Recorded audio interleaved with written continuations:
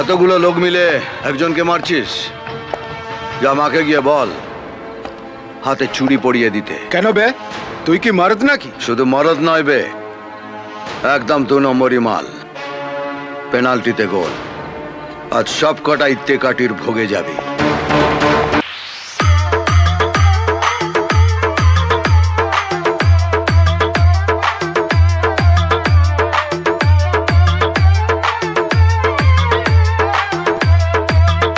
Audio mix Vishwanath recording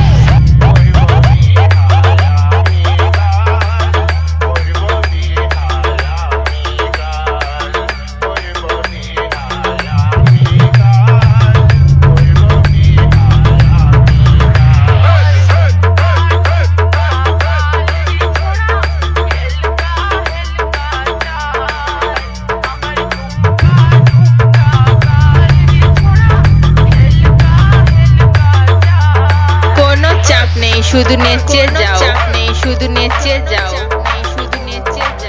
Rampur মাঝের পাড়া।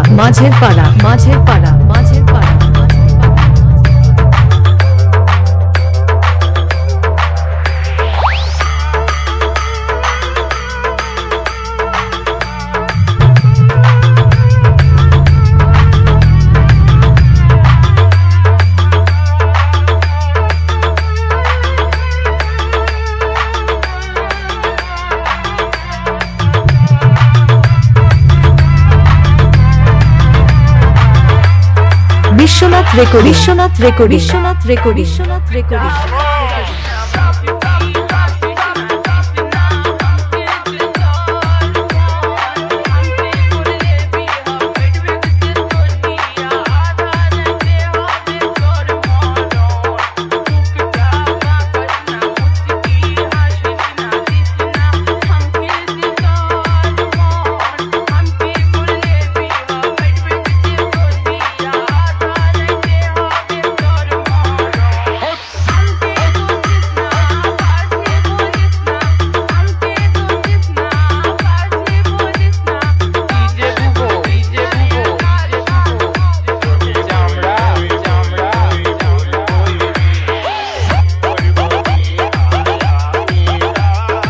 Audio mix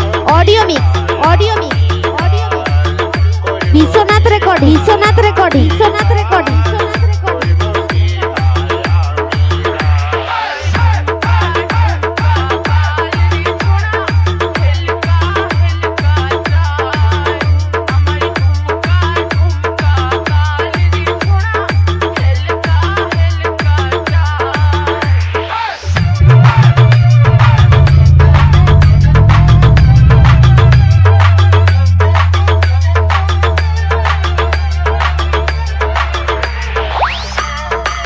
Rampur माझेर पाड़ा।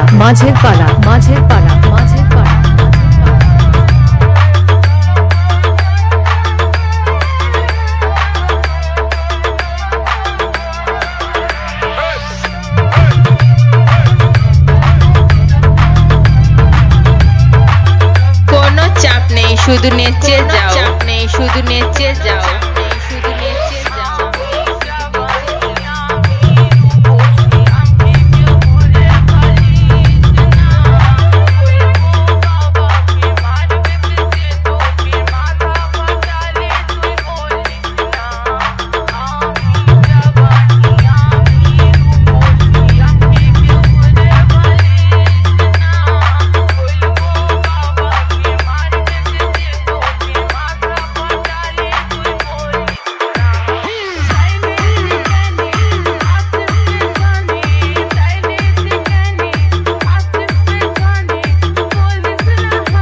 Biswanath recording Biswanath recording Biswanath recording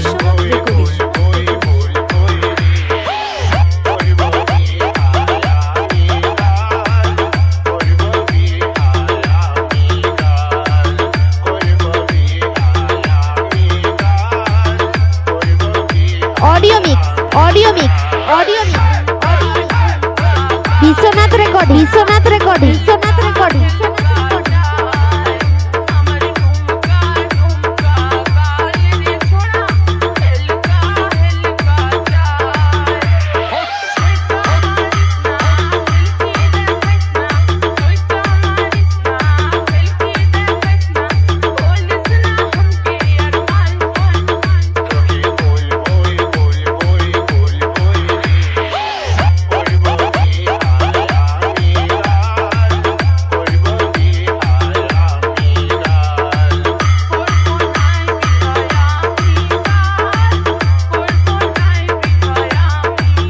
Rampur মাঝের পাড়া পূর্ব বর্ধমান